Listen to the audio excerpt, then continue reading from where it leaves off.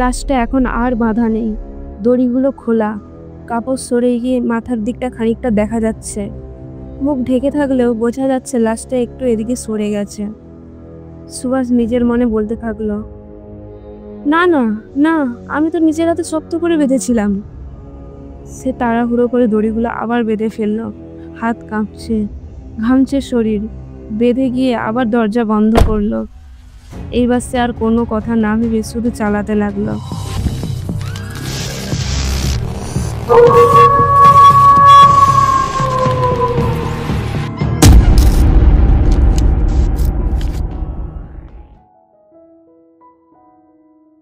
সকলকে নমস্কার জানাই।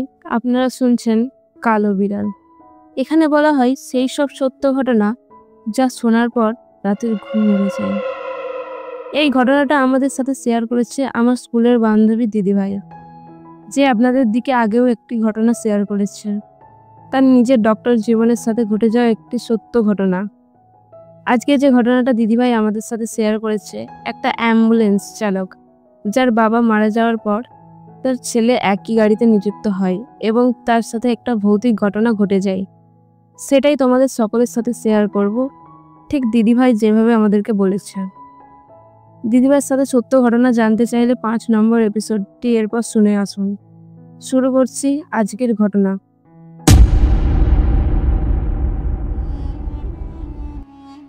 ঘটনাটা পুরুলিয়া জেলার একটি প্রত্যন্ত গ্রামে ঘটেছিল। গ্রামের নাম আমরা বদলে এখানে ধরে নিচ্ছি চিলগড়। পাহাড় ঘেরা একটি ছোট্ট গ্রাম।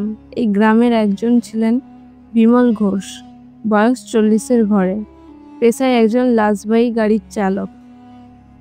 বিমলবাবু একেবারে সহজ সরল শান্ত মানুষ ছিলেন। তিনি তার একমাত্র ছেলে সুভাষকে খুব ভালোবাসতেন।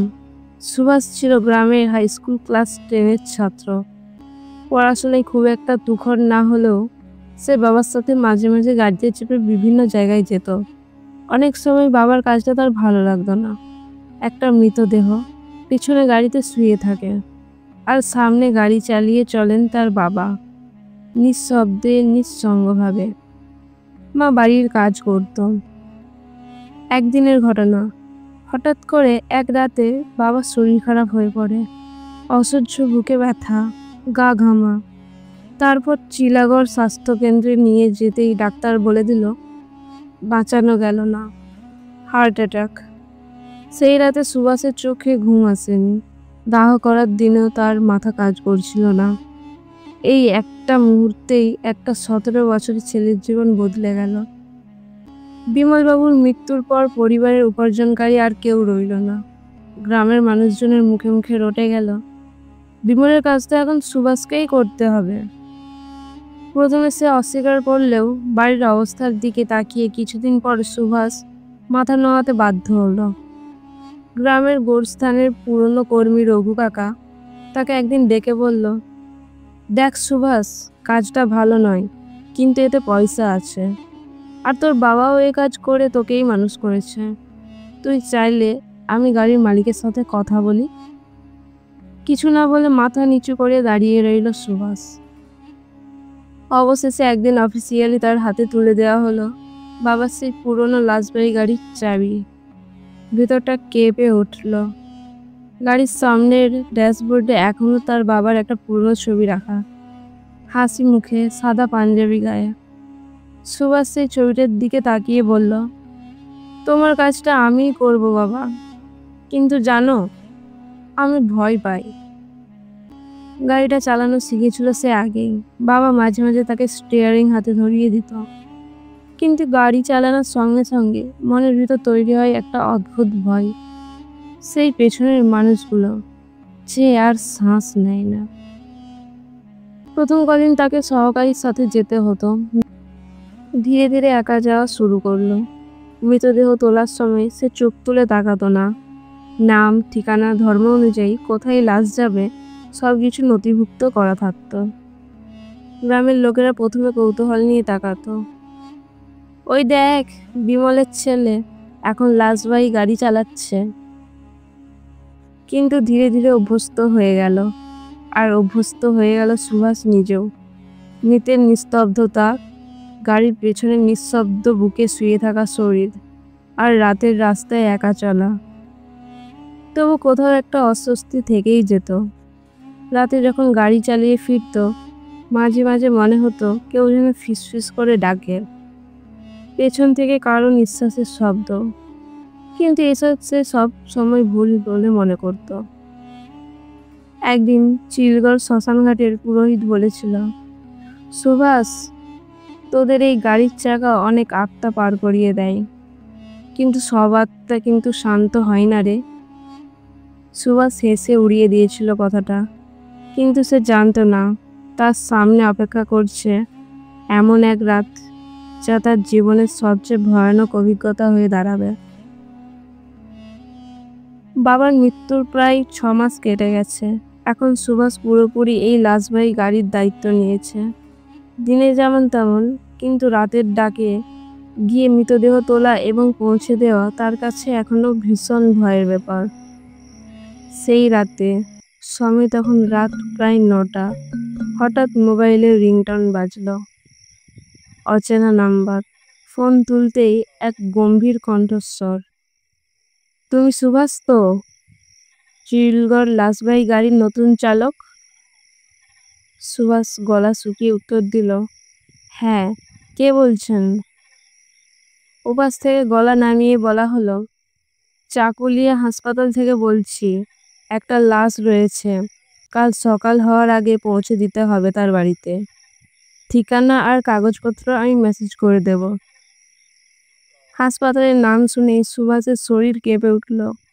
বাবার মৃত্যুর পর ওই হাসপাতালের গেটে দাঁড়িয়ে থাকতে হয়েছিল অনেকক্ষণ। সে বলল, এখনই যেতে হবে নাকি? রাত হয়ে গেছে তো। ওপাশ থেকে দৃঢ় কণ্ঠে বলা হলো, এটা জরুরি, তোমার বাবার সময়ও রাতের লাশ পৌঁছে দিত। তুমি এখন নতুন হলেও কাজটা শিখে নাও, সময় মতো লাশ না পৌঁছলে ঝামেলা হবে। সুভাষ কিছুক্ষণ চুপ করে রইল, তারপর গাড়ির চাবি হাতে নিল। পুরনো নীল রঙের সেই লাশবাহী ভ্যানটা উঠোনে রাখা ছিল। ইঞ্জিন স্টার্ট দিতেই গাড়ির মাথা থেকে একটা কাক উড়ে গেল।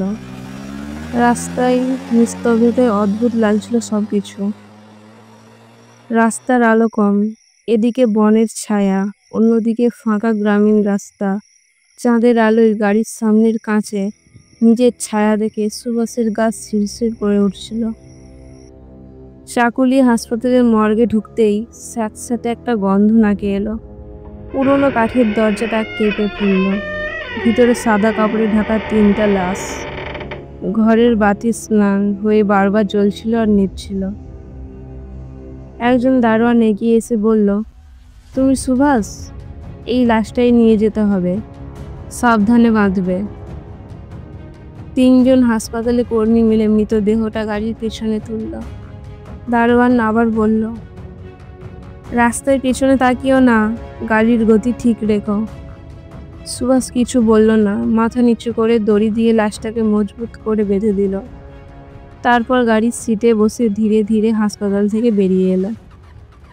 রাত তখন 10:30। চারপাশে নিস্তব্ধতা, কেবল গাড়ির ইঞ্জিনের গুঞ্জন। মাঝে মাঝে কুকুরের হালকা ডাক কানে আসছিল। সুভাষ স্টিয়ারিং ধরে চুপচাপ এগিয়ে চলছিল। হঠাৎ মনে হলো পিছন থেকে কেউ যেন ফিসফিস করে কিছু বলল, খুলে দে, খুলে দে আমাকে। সুভাষ চমকে উঠল। সে আয়নায় পেছনের দিকটা দেখতে চাইল, কিন্তু কালো পর্দার কারণে কিছুই দেখা যাচ্ছিল না। নিজেকে বোঝালো, না না, আমি ভুল শুনছি, ভয়ের কারণেই মনে হচ্ছে। কিছুটা দূরে এগোতেই আবার সেই শব্দ, এবার যেন পরিষ্কার, শুনছিস না? খুলে দে আমাকে, একবার দেখ। সুভাষ গাড়ি থামিয়ে দিল। বুক ধড়ফড় করছে। সে ধীরে ধীরে গাড়ির পেছনে গিয়ে দরজা খুলল। লাশটা যেভাবে বেঁধে রেখেছিল সেভাবেই আছে, এক ফোঁটাও নড়েনি। দড়ি শক্ত করে টানলো, ঠিকঠাক। আবার গাড়ির সিটে বসলো। জানলার বাইরে চাঁদের আলো আরো গাঢ় হয়ে উঠেছে। বনের ভেতর থেকে পেঁচার ডাক আসছে। সুভাষ গম্ভীর শ্বাস নিল, তারপর গাড়ি আবার চালু করলো। কিন্তু মনটা শান্ত হচ্ছিল না।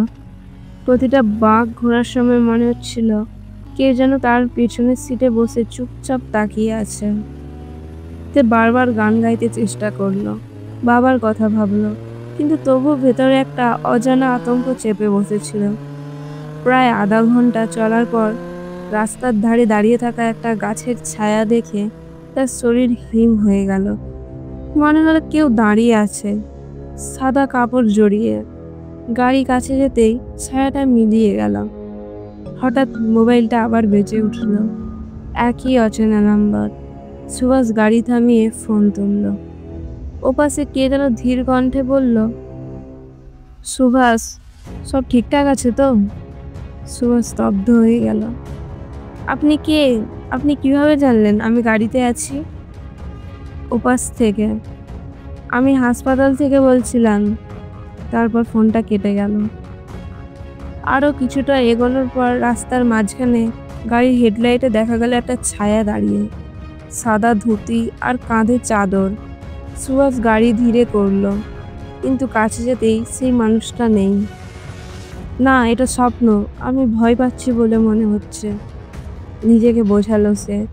কিন্তু ঠিক সেই মুহূর্তে আবার পেছন থেকে একটা গলায়, খুলে দে, আমাকে খুলে দে।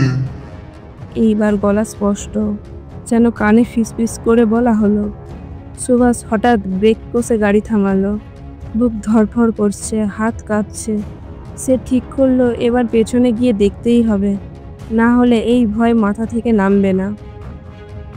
আবারও সেই একই আওয়াজ শুনতে পেলাম। পেছনের আওয়াজটা এবার এতটাই স্পষ্ট ছিল যে আর নিজেকে বোঝানোর উপায় রইল না। খুলে দে, খুলে দে বলছি। সুভাষের মাথায় বাজ পড়ার মতো হলো। পেছন থেকে যেন কে একবার নয় বারবার গলা ফাটিয়ে কিছু বলছে। সে দাঁতের দাঁত চেপে গাড়ির দরজা খুলে বাইরে নামলো। শ্বাস ফেলার শব্দ যেন আরও ঘন হয়ে উঠল। হাতে টর্চ, বুকের ভেতর কাঁপছে হৃৎপিণ্ড, আর মাথার মধ্যে কেবল ঘুরছে, আমি কি পাগল হয়ে যাচ্ছি? ধীরে ধীরে পেছনের দরজা খুলল। লাশটা ঠিক সেভাবেই পড়ে আছে, মুখ ঢাকা, দেহ সাদা কাপড়ে মোড়ানো। দড়িটাও যেমন বেঁধে রেখেছিল তেমনই শক্ত করে বাঁধা। কোনো অস্বাভাবিকতা চোখে পড়ল না। কিন্তু সুভাষ কিছুটা সময় সেখানে দাঁড়িয়ে রইল। দম বন্ধ পরিবেশ, এক ফোঁটা বাতাস নেই। রাতের বাতাস যেন সেই জায়গায় এসে স্তব্ধ হয়ে গেছে। পেছনের গাছগুলোর পাতাও নড়ছে না। অবশেষে নিজের মনে নিজেই বলল, সবই আমার ভয়, কল্পনা। বাবার কাজ আমি করছি, ভয় পেলে চলবে না, আমি ঠিক আছি। দরজা বন্ধ করে আবার সিটে বসে গাড়ি স্টার্ট করলো। এইবার গাড়ির গতি একটু বাড়িয়ে দিল। মনে হচ্ছিল যত তাড়াতাড়ি কাজ শেষ করা যায় ততই ভালো। প্রায় 10 মিনিট পর গাড়িটি একটি ছোট্ট জঙ্গলের পাশ দিয়ে যাচ্ছে। তখনই গাড়ির পেছনে একটা আওয়াজ, কেউ যেন গাড়ির সাইডে জোরে জোরে হাত চাপড়াচ্ছে। এইবার আর কণ্ঠস্বর নয়।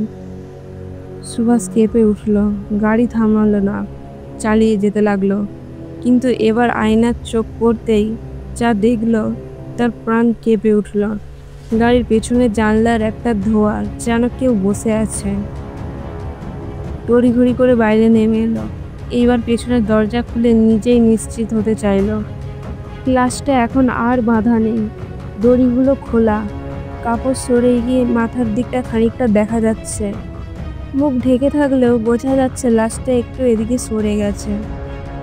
সুভাষ নিজের মনে বলতে থাকলো, না না না, আমি তো নিজের হাতে শক্ত করে বেঁধেছিলাম। সে তাড়াহুড়ো করে দড়িগুলো আবার বেঁধে ফেললো। হাত কাঁপছে, ঘামছে শরীর। বেঁধে গিয়ে আবার দরজা বন্ধ করলো। এইবার সে আর কোনো কথা না ভেবে শুধু চালাতে লাগলো। কোনো গান, কোনো ভাবনা কিছুই মাথায় ঢুকছিল না। শুধু একটা লক্ষ্য, যেন করেই হোক গন্তব্যে পৌঁছে লাশটা নামিয়ে দিতে হবে। বাড়ির ঠিকানার দিকে যেতে যেতে এবার রাস্তার পাশে কিছু লোক দেখতে পেল। রাত 1:30 বাজে, এমন সময় এভাবে মানুষ বসে থাকে? তাদের দিকে তাকাতেই তারা একসঙ্গে গাড়ির দিকে ফিরে তাকালো। সাদা ধুতি, মাথায় গামছা, একেবারে স্তব্ধ চোখে, কোনো শব্দ নেই, কারো মুখে কোনো কথা নেই। সুভাষ ভয় পেয়ে গাড়ির গতি বাড়িয়ে দিল। গাড়ি একসময় একটা ছোট্ট বাঁকে পৌঁছলো, যেখানে আগে বহুবার এসেছে, কিন্তু এবার বাঁকটা অচেনা লাগলো। রাস্তা যেন লম্বা হয়ে যাচ্ছে আর শেষ হচ্ছে না। এই রাস্তাটা তো এত বড় ছিল না, বলেই থেমে গেল সুভাষ। এমন সময় গাড়ির হেডলাইট হঠাৎ করে বন্ধ হয়ে গেল। সব কিছু এক মুহূর্তে অন্ধকার। গাড়ি বন্ধ করে আবার চালু করতেই হেডলাইট জ্বলে উঠল এবং সেই আলোর সামনে দেখা গেল একটা ছায়া দাঁড়িয়ে আছে। হালকা কুয়াশার মধ্যে থেকে দেখা যাচ্ছে কেউ একটা দাঁড়িয়ে আছে সাদা কাপড় পরে, পিছন ফিরে। সুভাষ চোখ কচলালো। সামনে আর কিছু নেই, রাস্তা ফাঁকা। এইবার সে বুঝে গেল আমি একাই গাড়িতে নেই। অবশেষে এখন বাড়ির সামনে পৌঁছলো। তখন ঘড়িতে বাজে রাত 3টে। বাড়ির সামনে আগে থেকে কিছু লোকজন জেগেছিল, তারা দেহ নিতে এসেছিল। কেউ একজন এসে বলল, এত দেরি হলো কেন দাদা? অনেক আগেই তো ফোন করেছিলাম। সুভাষ কিছু বলল না, মাথা নিচু করে শুধু দরজা খুলে লাশটা নামাতে সাহায্য করলো। লাশ নামানো শেষ করে গাড়ির চাবিটা হাতে নিয়ে সুভাষ আবার উঠল স্টিয়ারে। এবার বাড়ি ফেরা, কিন্তু ভিতরে গুমোট এক ভয় জমে আছে। সে জানে এই রাতে শুধু একটা লাশ নয়, তার সঙ্গে অন্য কিছুও ফিরেছে। লাশ পৌঁছে দিয়ে ভোর রাতে যখন বাড়ি ফিরে আসে, তখন তার চোখে মুখে ঘুমের লেশ মাত্র নেই। গাড়ির স্টিয়ারিংয়ে বসেই তার চোখ কেঁদে উঠেছিল। ভয়, ক্লান্তি আর এক ধরনের অজানা যন্ত্রণা তাকে ঘিরে ধরেছিল। পরের দিন সে একবার সেই হাসপাতালেও গিয়েছিল, যেন নিজের চোখে সবকিছু দেখে একটু বাস্তবতায় ফিরতে পারে। হাসপাতালের পুরনো দারোয়ান বলেছিল, এই কাজটা সহজ নয় বাবু, অনেকেই গাড়ি চালাতে গিয়ে পাগল হয়ে যায়। তোমার বাবা সাহসী ছিলেন। সুভাষ চুপ করে শুনছিলেন, কিছু বলেননি। শুধু হাসপাতালের বাইরে দাঁড়িয়ে থাকা তার বাবার চালানো সেই গাড়িটার দিকে তাকিয়েছিল। ফিরে এসে সুভাষ একটানা 3 দিন বিছানায় পড়েছিল। জ্বর, কাঁপুনি আর ঘুমের মধ্যেও সেই আওয়াজ যেন তাকে তাড়া করে ফিরছিল। তার মা বুঝতে পারছিলেন ছেলে কোনো ভয়াবহ কিছুর মধ্যে পড়ে গেছে। এক আত্মীয়ের সাহায্যে এক ওঝার কাছে নিয়ে যাওয়া হলো। ওঝা সব শুনে বলল, তোর শরীর নয়, তোর আত্মা ধরেছে। সে দেখতে চাইতো, তুই দেখতে দিসনি। তারপর ঝাড়ফুঁক শুরু করলো। জল পড়া একটা তাবিজ আর ধূপ জ্বালিয়ে কিছু মন্ত্রপাঠ করে বলল, এই কাজ তুই আর করবি না, তোর শরীর নেবে না এটা। সুভাষ চোখ বন্ধ করে শপথ করলো, আর কখনো নয়।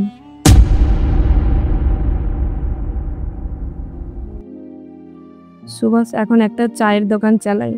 খুব বেশি রোজগার না হলেও মায়ের সাথে শান্তিতে আছে। নিজের রোজগার, নিজের পরিবার নিয়ে ছোট্ট জীবন।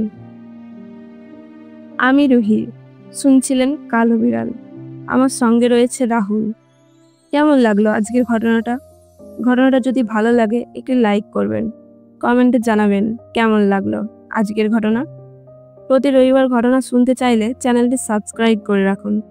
আপনার সাথে যদি এরকম কোনো ভৌতিক ঘটনা ঘটে থাকে বা আপনার কোনো শোনা ঘটনা আমাদের সাথে শেয়ার করতে চাইলে সমস্ত ধরনের লিঙ্ক পেয়ে যাবেন আমাদের ভিডিওর ডেসক্রিপশানে। ওখান থেকে আমাদের দিকে পাঠানো খুবই সহজ। সকলে ভালো থাকবেন, সুস্থ থাকবেন। ধন্যবাদ।